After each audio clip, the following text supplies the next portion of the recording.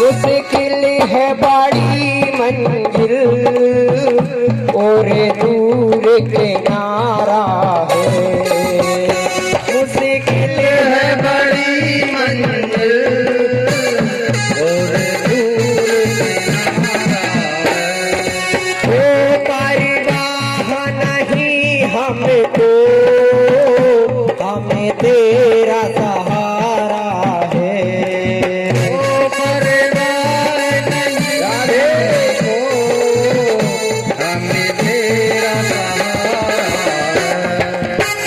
तेरी मर्जी में प्यारे अब, तेरी मर्जी में प्यारे अब, ते सारे किनारे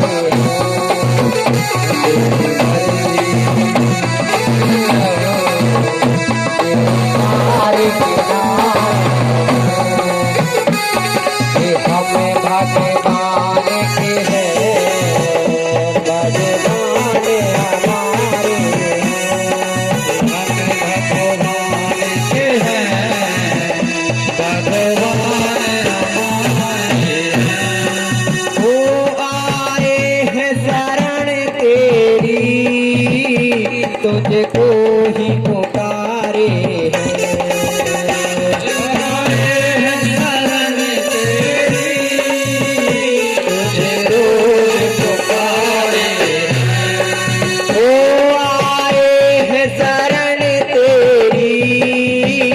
तुझको ही पुकारे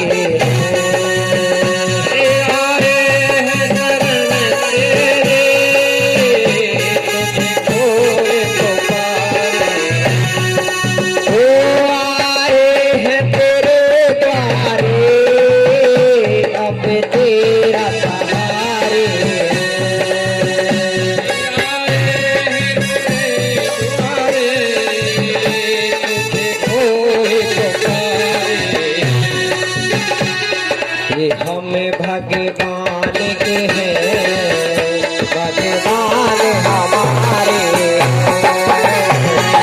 हमें भगवान के हैं, भगवान हमारे हम सदा खुशी के हैं, वो सदा हमारे हमें सदा हमारे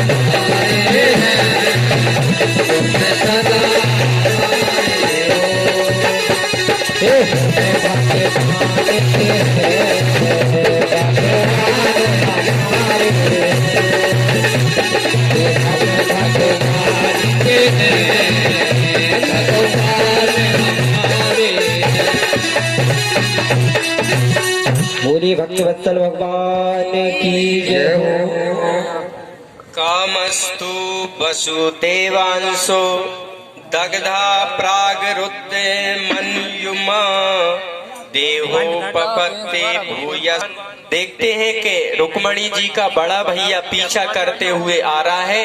भगवान रथ रोकते हैं और रथ रोक करके और रुक्मणी जी के भैया रुक्मी से युद्ध करते हैं। भगवान खेली खेल में उसको परास्त करते हैं और उसको दंड स्वरूप उसके बाल मोड़ देते हैं, मूंछ मोड़ देते हैं, तलवार से बांध देते हैं। भगवान रुक्मणी जी प्रार्थना करती है कि कन्हैया छोड़ दो, जैसा है मेरा भैया है, मैं अपने भैया को मरते हुए आंखों के सामने नहीं देख सकती।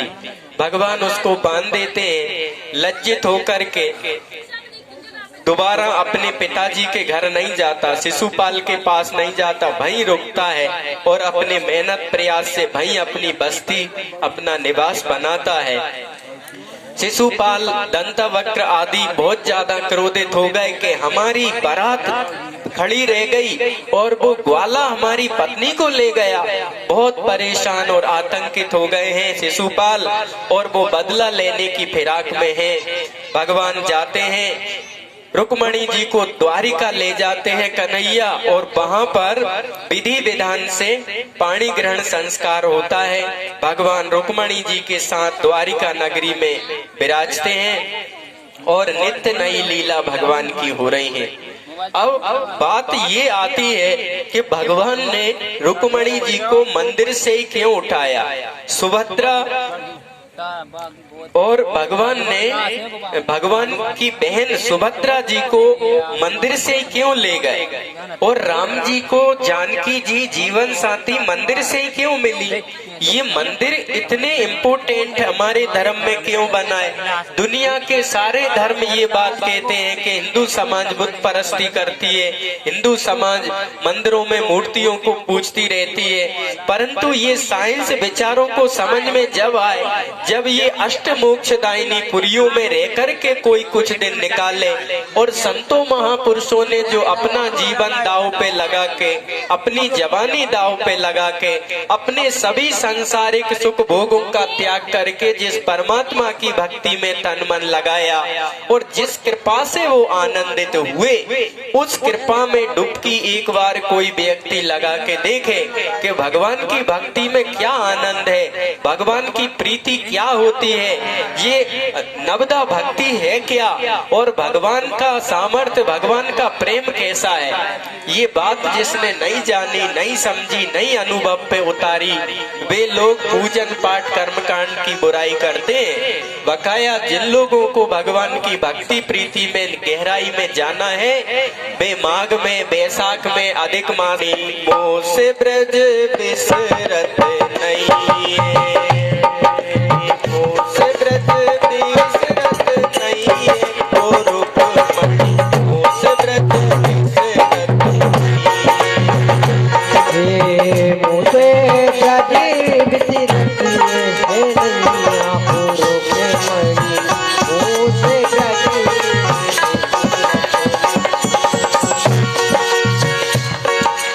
मोसे ब्रज बिसरत नहीं है, ओ रुक्मणी मोसे ब्रज बिसरत नहीं है, मोसे ब्रज बिसरत नहीं है हो रुक्मणी मोसे ब्रज ए सोने चांदी की द्वारिका बनाई, हे सोने चांदी की द्वारिका बनाई, सोने चांदी की द्वारिका बनाई, सोने चांदी की द्वारिका बनाई, चारों तरफ से बखूब सजाई, ये चारों तरफ से बखूब सजाई, सोने चांदी की द्वारिका बनाई, ये सोने चांदी की द्वारिका बनाई, चारों तरफ से बखूब सजाई, ये चारों तरफ से बखूब सजाई, गोकुल सी गलिया में नहीं है, ओ रुक्मणी मोसे ब्रज बिसरत नहीं है, हे गोकुल सी गलियां नहीं है ओ रुक्मणी मोसे ब्रज बिसरत नहीं है, मोसे ब्रज बिसरत नहीं है, ओ रुक्मणी मोसे ब्रज बिसरत नहीं है, मोसे ब्रज बिसरत है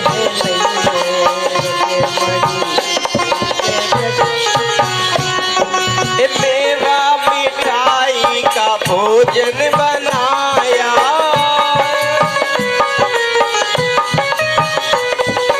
मेवा मिठाई का भोजन बनाया, मेवा मिठाई का भोजन बनाया, सोना चांदी का थाल सजाया, सोना चांदी का थाल सजाया, मेवा मिठाई का भोजन बनाया, मेवा मिठाई का भोजन बनाया, और सोना चांदी का थाल सजाया, सोना चांदी का थाल सजाया, अरे माखन सा मंजाया में नहीं है, ओ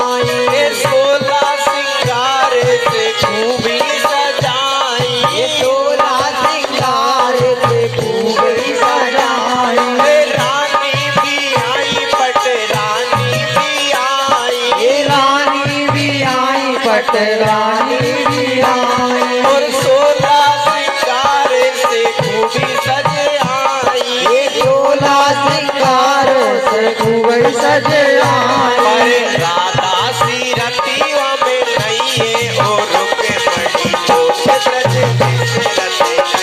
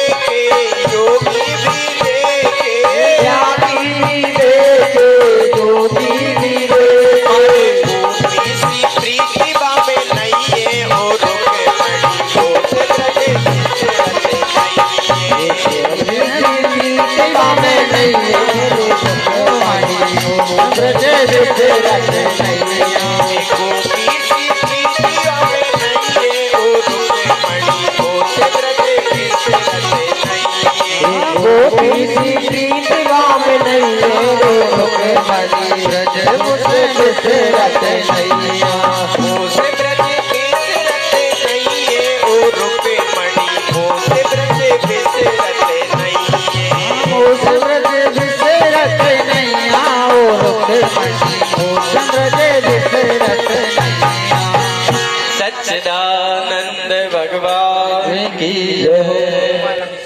सोने चांदी की द्वारिका बनाई। द्वारिका इतनी भव्य है, इतनी महानता से, इतनी सुसज्जता से, इतनी क्वालिटियों से युक्त है कि द्वारिका का वर्णन करें तो बहुत समय लग जाए। जहाँ सुदर्शन चक्र पहरा देता है, जहाँ समुद्र में आसपास कोई भी महल, कोई भी गांव नहीं है, और जहाँ भगवान की 16,108 पटरानियां विराजती है, 16,108 रूप ले रह के जहाँ भगवान विराजते हैं, और भगवान की लाखों में तो पुत्र पुत्रियां हैं। एक एक रानी के 10-10 पुत्र और एक एक पुत्री होने की बात भागवत में आती है। और भगवान की रानियों की भी अजीब बात है, कैसे भगवान ने स्वीकार करी और कैसे ये रानियां कौन के पास आज आई है। आगे भागवत में आज कन्हैया आ रहा है, तो सब गोपियां, सब ब्रजवासी कन्हैया से मिलने के लिए उतावले हो रहे हैं। श्री राम की बड़ी भारी महिमा है। तो वृंदावन बंसी बजी और मोले नहीं लोग, तो बोली नहीं मोहे नहीं, तो रहे कौन कियो। अरे लगते वृंदावन को वाली मोहे, लगते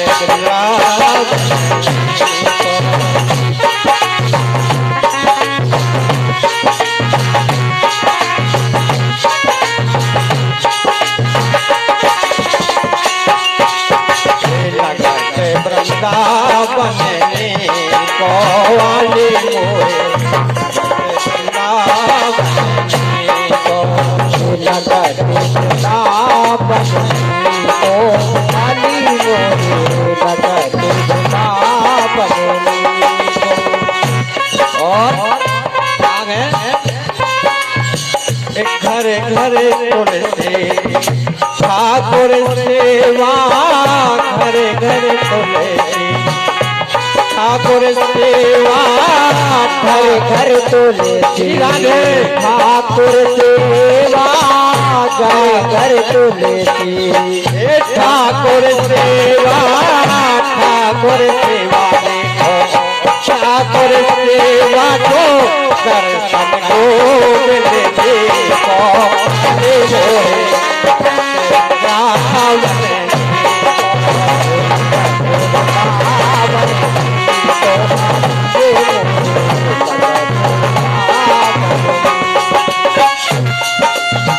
श्री राधे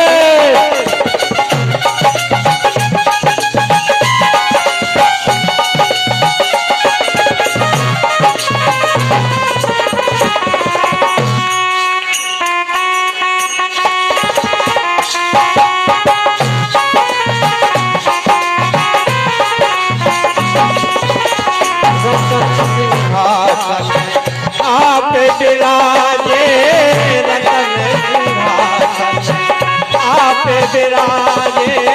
रतन सिंहासन आप विराजे रतन सिंहासन आप विराजे रतन सिंहासन आप विराजे रतन सिंहासन आप विराजे देखो आप विराजे तो मुकुट मोरे पनसी पवाली मोरे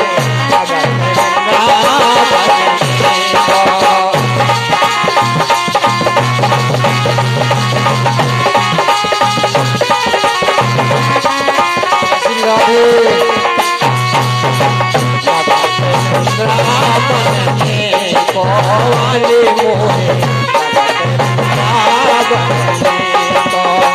लगते वृंदावन तो हरि लगते वृंदावन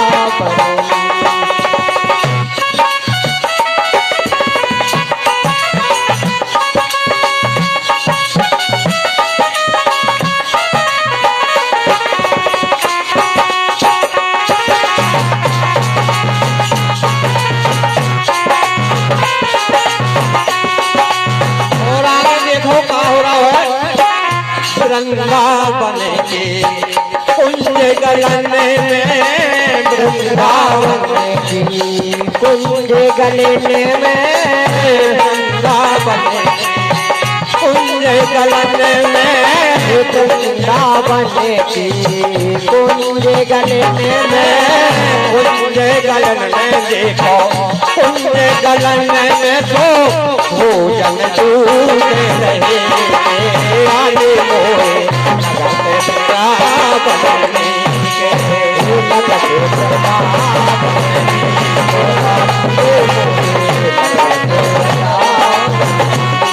भोजन दूध दही को आले मोरे लगते वृंदावन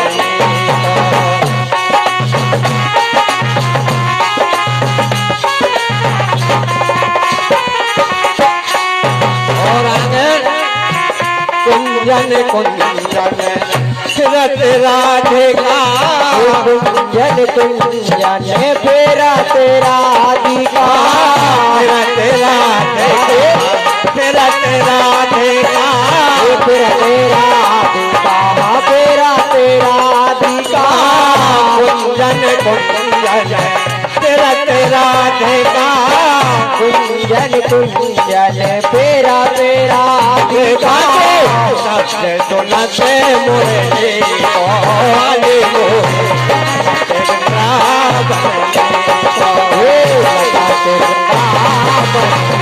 तो आले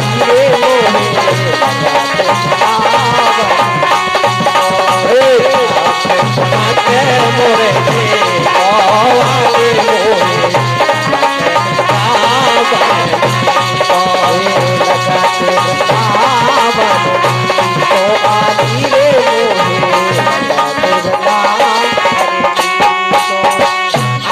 बहुत प्यारी बात है, कृपया ध्यान दें। सारे भजन का सार है अंत में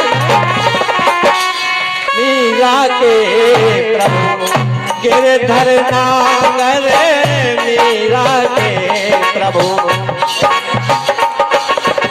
नीरा के प्रभु गिरधर नागर, गिरधर नागर प्रभु गिरधर नागर, गिरधर नागर, हाँ गिरधर नागर, नीरा के प्रभु गिरधर नागर, नीरा के प्रभु गिरधर नागर। भजन बिना नर थी कौन मोए, भजन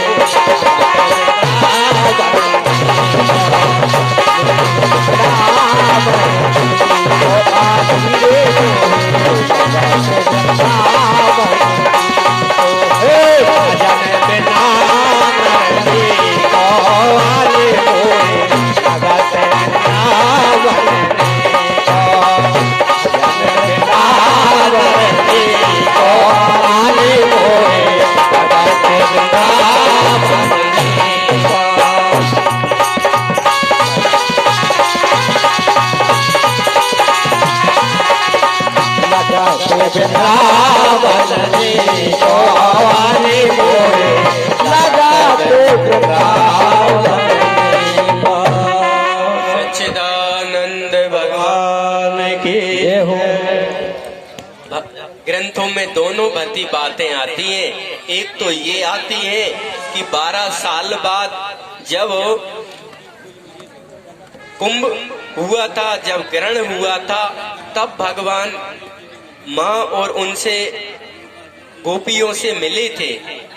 और उसी ग्रंथ में ये भी बात आती है कि द्वारिका से कृष्ण बलराम जब रुक्मणी जी से विवाह आदि हो गया तब वृंदावन मिलने गए थे। दोनों बातें आती हैं। भगवान की 8 पटरानियां होती हैं। 8 की बात ये प्रेरणा देती है भगवान की कि प्रकृति अष्टधा है। गीता में भगवान कहते हैं अष्टधा प्रकृति की बात, और अष्टधा प्रकृति के पति भगवान है। ऐसी बात संत डोंगरे जी महाराज कह रहे हैं। गीता के 7वें अध्याय में भगवान कहते हैं कि पृथ्वी, जल, तेज, वायु, आकाश, मन और बुद्धि, अहंकार, ये अष्टधा प्रकृति है और ये भगवान पृथ्वी पति है। इस प्रकार भगवान की 8 पटरानियों की बात हमें समझना चाहिए कि पृथ्वी, अग्नि, जल, वायु, आकाश, मन, बुद्धि, चित्त, अहंकार, इन सब के पति भगवान है। प्रकृति भगवान की दासी है। ऐसा समझ के 8 पटरानियों की भी विस्तृत बात भगवान की विवाह की बात भागवत में आती है। दूसरी भगवान के विवाह की बात आती है। 16,000 रानियों की भी बात आती है। एक पृथ्वी का पुत्र था भौमासुर। भौमासुर को ये प्रेरणा जगी कि मैं अनेक कन्याओं से विवाह करूंगा, तो कई राजाओं की कन्याओं को वो अपहरण कर लाए थे। भौमासुर पृथ्वी का पुत्र माना जाता है और इसने 16,000 कन्याओं को चुरा करके और जिस केन प्रकार इसने अपने नगर में इकट्ठी कर ली थी, और ये सबके साथ और भी वृद्धि करके शादी करना चाहता था। जब भगवान को ये संदेशा मिला और भगवान के पास ये निवेदन आया कि प्रभु इस भौमासुर से हमारी रक्षा कीजिए, तो भगवान रुक्मणी जी को लेकर के गए और बहुत युद्ध हुआ भौमासुर के साथ। जब भौमासुर ने बाणों से भगवान को घायल कर दिया और रुक्मणी जी को भी कष्ट हुआ, तो रुक्मणी जी ने कहा कि प्रभु आप इस दुष्ट को खिलाइए मत, इसको समाप्त कर दीजिए। जब रुक्मणी जी ने कह दिया कि इसको मार दीजिए, तब भगवान ने भौमासुर का कहते हैं 25 मिनट 21 सेकंड में पूरी हो गई दूसरा। वंशी विभूषित करान् नवनीरदाभात् पीताम्बराधरुढबिम्बफलाधरोष्टात् पूर्णेन्दुसुन्दरमुखादरविन्द्रनेत्रात् कृष्णात् परं किमपि तत्त्वमहं न जाने। बोल से वृंदावन बिहारी लाल की। बिनु सतसंग विवेक न होई, राम कृपा बिनु सुलभ न सोई। हम लोग अपने जीवन में कल्याण करना चाहते हैं। यहाँ जितने लोग आए हैं कल्याण की भावना से ही आए हैं। मानव तन की सार्थकता है भगवान का पाना, भगवान की भक्ति। लेकिन सत्संग, बिना सत्संग के भगवान के प्रति प्रेम नहीं हो सकता। ये संसार दुखालय है, इसमें सुख है ही नहीं, इसमें सुख है ही नहीं, सुख का भ्रम हो रहा है। भगवान ने पहले गीता में कह दिया दुखालय मशाश्वतम। भगवान ने स्पष्ट कह दिया है कि ये संसार दुखालय है, इसमें सुख नहीं है, सुख का भ्रम हो रहा है। अब कैसे सुख नहीं है? एक राजा रानी थे, एक बाज आया और रानी बैठी थी तो उनका हार पकड़ करके लेकर के चला गया। हार क्या किया? पकड़ के लेकर चला गया। अब वो ले जाकर के एक वृक्ष पे छोड़ दिया और नीचे तालाब था, वह हार उसी वृक्ष पे लटक गया। और एक व्यक्ति नीचे बैठा था, कोई किसान था। अब उस हार की परछाई उस तालाब पे पड़ रही थी, तो व्यक्ति सोचता है कि इसमें हार है, वो बार बार उसको निकालने जाता है और जैसे प्रवेश करता है पानी हिल जाता है, उसमें हार की परछाई मिट जाती है। फिर बाहर आकर के बैठ जाता है, फिर जब पानी स्थिर होता है फिर परछाई दिखती है। ऐसे कई बार करता है लेकिन उसे मिलता नहीं है। उसी प्रकार हार तो वृक्ष पे लटका है लेकिन भ्रम तालाब में हो रहा है। उसी प्रकार सुख जो है हमारे अंदर है और हम सुख बाहर ढूंढते हैं। सुख हमारे अंदर है और हम सुख को बाहर ढूंढते हैं। जैसे कोई गरीब व्यक्ति है, सोचता है कि भाई मकान बन जाए, मकान बन जाता है, गाड़ी हो जाए, गाड़ी आ जाती है, फिर सोचता है हमारे नाम से 2-4 फैक्ट्री चल जाए। धीरे धीरे करते करते वो राजा की तरह हो जाता है।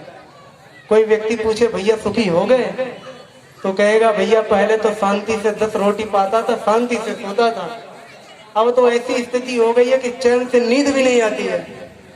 और डॉक्टरों ने क्या कह दिया, भैया दाल का पानी पीना तभी शरीर सुरक्षित रहेगा। ये बड़े बड़े लोगों की बात है। हम लोग सोचते हैं ना जो बड़े लोग सुखी रहते हैं, लेकिन अंदर हीटर जलता है। जिसके पास जितना धन दौलत है वो उतना ही दुखी है। सुखी वही है जो संतोष कर लिया है। एक कहावत है, चाहे पैसों से आनों में आती रही, चाहे आनों से रुपया बुनाती रही, चाहे रुपयों से कोठी बनाती रही, चाहे कोठी से मोटर मंगाती रही, चाहे मोटर से होटल में जाती रही, चाहे होटल में बोतल खुलाती रही, चाहे क्या न करती कराती रही, चाहे पाली जिन्होंने वो पीले हुए और चाहे छोड़ी जिन्होंने वो रसीले हुए, चाहे जी से लगा जी जरा हो गया, चाहे हरि से लगा जी हरा हो गया। चाहे हमको हरदम उनकी चाहिए, वो अगर चाहे तो फिर क्या चाहिए। तो हम लोग को सुख इस संसार में है नहीं। माता कुंती ने भगवान से दुख मांगा है। जब भगवान हस्तिनापुर छोड़ करके, इंद्रप्रस्थ छोड़ करके जा रहे थे, तो माता कुंती ने कहा प्रभु मुझे दुख दे दो। हम लोग कभी भगवान के मंदिर में जाकर के कभी ये नहीं कहते कि प्रभु आप कैसे हो, आप कुशल हो, आपकी तबीयत कैसी है, कभी पूछते ही नहीं है। जब भी जाते बस अपने ही रोते हैं, बस ये दे दो वो दे दो। कभी इच्छाएं पूर्ति नहीं होती और जो दिया है उसका धन्यवाद भी नहीं देते हैं। अब जैसे भगवान ने मानव तन दे दिया, कभी ये नहीं कहे भगवान ने बड़ी कृपा की। कहते हैं प्रभु आपने तो मुझे गरीब रखा, आपने मुझे ये चीज दिया नहीं, लोगों को इतना सुख दिया है। अरे कितनों को अंधा बहरा बनाए रखे हैं, आपको तो सुंदर शरीर दिए हैं। तो अगर हम लोग ये इच्छा मिटा दे कि संसार से सुख की इच्छा मिटा दे तो सुखी हो जाएंगे। और जब तक चाह है, इच्छा है, तब तक सुखी नहीं हो सकते। और आज के समय में धर्म की रक्षा अति आवश्यक है। यहाँ पर बहुत सारे युवा लोग भी हैं, पुरुष लोग भी हैं। आप लोग ध्यान से सुनिएगा। आज जिस प्रकार से हमारे धर्म की हानि हो रही है, हिंदुओं पर अत्याचार, हिंदुओं के देवी देवताओं को गाली गलौज दे रहे लोग, हिंदुओं की लड़कियों के साथ दुर्व्यवहार किया जा रहा है, जो प्रेम भगवान का स्वरूप था उस प्रेम को बदनाम कर दिए लव जिहाद के नाम से। लोगों ने अपना नाम चेंज करके हिंदुओं को, लड़कियों को प्रेम में फंसाते हैं, उनकी जिंदगी के साथ खिलवाड़ करते हैं। हम जिन गायों को माँ मानते हैं, जिनकी पूजा करते हैं, वो लोग हमारे गायों को काट करके खा रहे हैं और हम लोग कैसे उनको अपना भाई मान रहे हैं। याद रखना, कभी वो हमारे भाई नहीं हो सकते। जिनको हम माँ मानते हैं वो हमारी माँ को मार करके खा रहे हैं और हम लोग उनको अपना भाई मान रहे हैं। वो सीधे कहते हैं काफिरों का वध करो, सीधे कहते हैं काफिरों का वध करो। कई ऐसे धर्म के लोग हैं हिंदुओं को मिटा रहे हैं। हमारा धर्म भी कहता है राक्षसों का वध करो। अगर हम वध नहीं कर सकते तो एकता तो दिखा सकते हैं, एकजुट तो हो सकते हैं। जो पार्टी या जो भी लोग हमारी रक्षा कर रहे हैं, हमारे सनातन धर्म की रक्षा कर रहे हैं, उनका साथ देना चाहिए। आज 2014 वर्ष से पहले पूरे वर्ल्ड में सनातन धर्म की कोई महिमा नहीं थी, लेकिन 2014 से पूरा डंका बज रहा है कि भारत में या पूरे वर्ल्ड में कोई धर्म है तो सच्चा धर्म केवल सनातन धर्म है और कोई दूसरा धर्म इसके जैसा नहीं है। हम लोग आज अपने घर में नहीं तो अगर कोई जरूरत पड़ जाए, रात्रि के समय कोई चोर आ जाए ना, तो दूसरे पड़ोसी के आ जाते, भैया बचा लो। घर में लाठी तलवार तो कुछ नहीं रखते हैं। कितने दुर्भाग्य की बात है। हम लोग उनका साथ देते हैं जो हमारे गायों पर अत्याचार करते हैं या हमारे धर्म को नष्ट करने में